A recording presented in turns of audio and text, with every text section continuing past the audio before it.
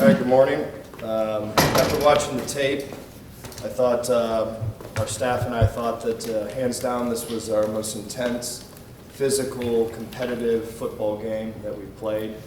The emotions on the field and the emotions on the sideline were exactly what it's supposed to be. And the challenge to our football team, which we challenged them right after the game in the locker room, we challenged them this morning, is that that intensity, that emotion, that physicalness, that competitiveness needs to occur Monday through Friday for us to become more competitive excellent. If you watch the tape, there were some plays that we missed, and we've had point of attack issues that are way too far. We're at I thought we had 22 point of attack issues. And in order to fix those point of attack issues, in order to make a few more plays, that intensity, that toughness, that competitiveness, the emotion that it takes needs to occur during practice so we can become more competitive and make more plays. So our challenge is that. We were able to taste it. For the first time as a staff and as players, we were able to see it, how it works. Now the challenge is to get that to occur Monday through Friday. And if we can do that, we'll improve as a football team. We'll make more plays. Our point of attack issues will reduce. We'll make more tackles. But if it doesn't, then we'll be same old, same old. So that's the challenge that we have now after seeing it and tasting it finally. And we're going to try like heck on Tuesday to take what we learned from that game and have a great Tuesday practice. When you have a win like that all your kids will always remember that win, but you still have half this season to go. So how did you address putting that away? Learning from it, just like we would as if we would have lost a football game. We learned a ton from that football game. That's the first time that I saw a lot of things. And one that comes to my mind immediately is we blocked the perimeter exactly like we're supposed to block. We were tough, we were tenacious, and we haven't been at all. We haven't been in practice, and we've been on our wide receivers like you wouldn't receive, or you would not. I mean, we've been really attacking that issue. We've really been challenging them, and they've done it now. So there's no excuse anymore to not do it in practice. There's no excuse anymore not to do it on Saturdays. So it was. We learned a ton from this football game. That's just one of the many. Obviously, the kids on the team have been through a lot, especially the upperclassmen. And as a program, you still want to get further than where you are right now. But after letting that win kind of marinate, what did it mean to you to kind of be the guy to help flip the tide in that rivalry and get that win? I think it's all about our staff. It's all about our administration. It's all about Marissa with academics. It's every single person in our program needs to be wired to win that game. That's the way they are. It's the way we are, and it is a 100% group effort, and that'll always be that way here. What defines a successful college football season to you? Well, obviously you want to win. Mm-hmm. It's championships. I mean, we're not in that position right now, but it's all about trying to win the championship. Period. And so that'll always be that way here, and we've got work to get to that level. But that's the standard. That's always been the standard here. Mid-American Conference championships, go to bowl games, and that's a successful season. Grant Lloyd's been a perennial backup quarterback for years in this program. What did he show you on Saturday? He played well. He did some really nice things.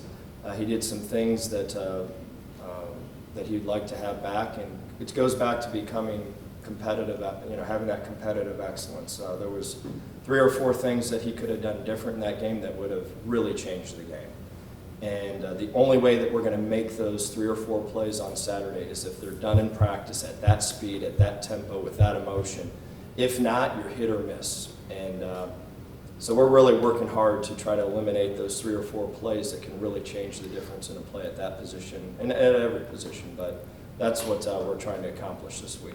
Did he show a lot of growth with limited experience playing, in the Notre Dame game and then taking another step? Yeah, I thought the Notre Dame game was great. He got to play against a ridiculous defense in a very tough environment. You're always going to learn from that. As Grant plays more, just like any other quarterback, you normally are able to get better just through experience. When you're trying to flip this thing around and there hasn't been a whole lot of winning the last few years for these guys, how much do you need something tangible like what happened Saturday to happen for these guys to understand exactly what it takes? Yeah, it needed to happen to change our practice habits. It really did. Just like I said, our biggest challenge right now is there's not a lot of guys that have ever saw how you win, how you do business day in and day out to become a champion. It's a bunch of coaches right now that are saying this is how you do it, but if you don't have a group of kids that have done it, it's hard for those young guys to follow. So being able to have success, being able to play with emotion, intensity, physicalness, being on point every single play, 100% concentration on just that play, playing with emotion, playing together, playing for each other, not being selfish. We were able to taste it, and now the challenge is to be able to do it day in and day out, and that's hard to do. That's really hard to do, but that's what those championship places that I've been a part of do, and that's where we need to take our next step. Is it encouraging to you to see you guys potentially flip a game because of special teams? It was great. Yeah, it was great. Special teams are everything. I thought they were excellent. Anytime that you block a punt, block a field goal, the average starting position for our offense was ridiculous in comparison to theirs. And anytime you can flip the field and change field position and have hidden yardage plays, those were great. And we were able to do that. They made some very uncharacteristic mistakes that we were able to take advantage of, and we did. Imagine after a big win, a lot of people reach out, congratulations. Did you hear from anybody of note at all this past weekend?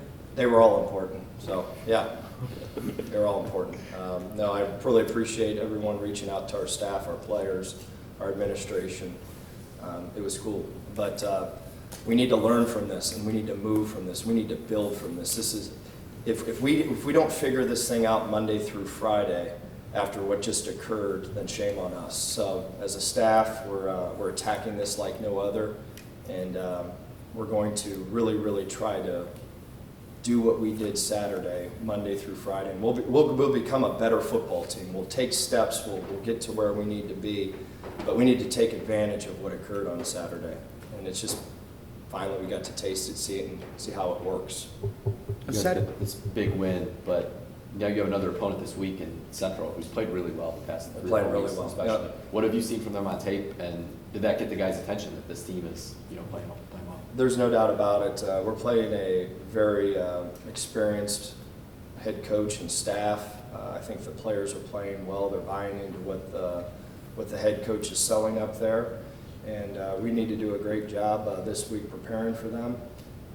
We obviously got to worry about us and how we do business, and then really concentrate on the schemes, the players, and how we need to play to give ourselves a chance to win this Saturday.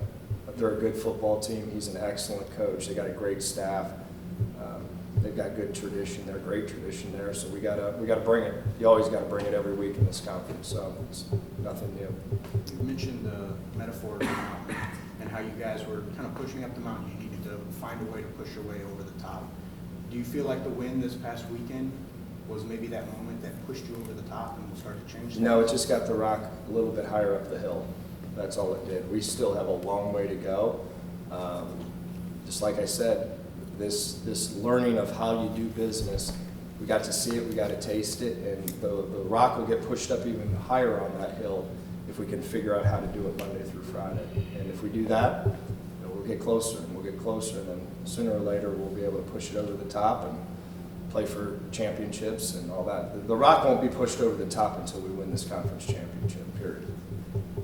On Saturday, I noticed you spent a lot of time pregame with recruits. How important is that right now in building this thing for you to be able to be visible as the head coach before games like that when you have a big recruiting Yeah, weekend? I said it when I was hired. The two most important things that I do is hire a staff and recruit.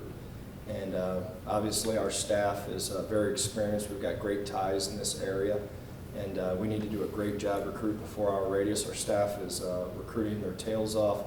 We're in position to have a great class. We got to hold on to all of them. They're very tight-knit. They're a very tight-knit group in this 220 class. They all have same beliefs, same characteristics, and they all want to be here and they all want to win for Bowling Green. So we're very excited about them.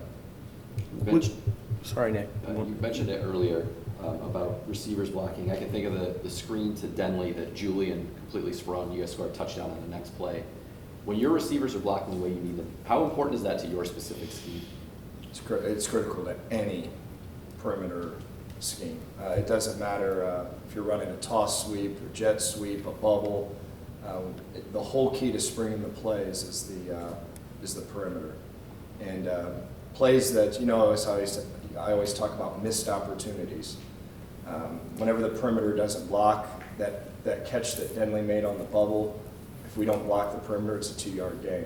Turned into an explosion play in the next play. The next play that we run the zone read play, Ortega Jones takes the DB and takes him all the way out of bounds. That's how well he blocked the perimeter. So anytime that you're blocking the perimeter that way, you got a shot. And they did. They blocked their tails off, which was great. Was there a moment on Saturday night where you got to sit down and reflect and watch videos back and look at the pictures and kind of enjoy what happened on Saturday night? I played ping pong with my daughters, watched the Notre Dame game with Bob and Kit, so that's what we did. Played some ping pong. You didn't lose, did you? Of course not. I took Alexis Loeffler down, that 9-year-old. Mary, though, she was pretty tough, though. At left guard, Neverov is not listed. Is he going to be out long term? He'll be out 1 more week. And then you guys had to go not really by choice, but by function. You had to go young in the secondary. And one of the kids you had to play was Jordan Anderson, who played really well on Saturday. What has he shown you? What has he shown you from the beginning of camp until now? Maturity. Anytime that you're a guy that's playing young, you've got some maturity about yourself. He's going to be a really good player. And there's a couple guys in that secondary that haven't played yet, that have got a ton of talent, that are just behind a little bit mentally. And you'll see them here in these last 4 games.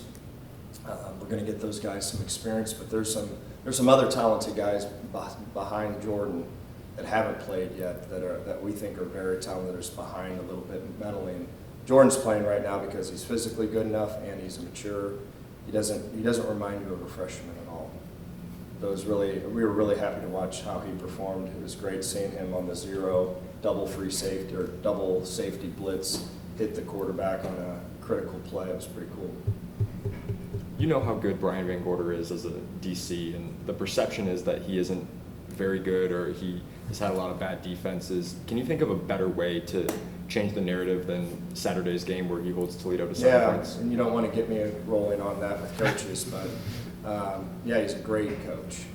Not a good coach, a great coach. And like I've said 100 times, I've been put in those spots twice in my career. And whenever you're in a position that you have to change something in 1 year without recruiting, okay, I got you. You follow me? All right, he's not a good coach. He's a great coach. He's going to get our defense better. He really cares about the kids. He really cares about the program. He wants to see us be successful. He's a great team guy. And anyone ever questions if he's a good coach is out of their mind. And the good coaches that are in this business know the gig. They know he's a great coach. But sometimes you're put into some situations that are mission impossible.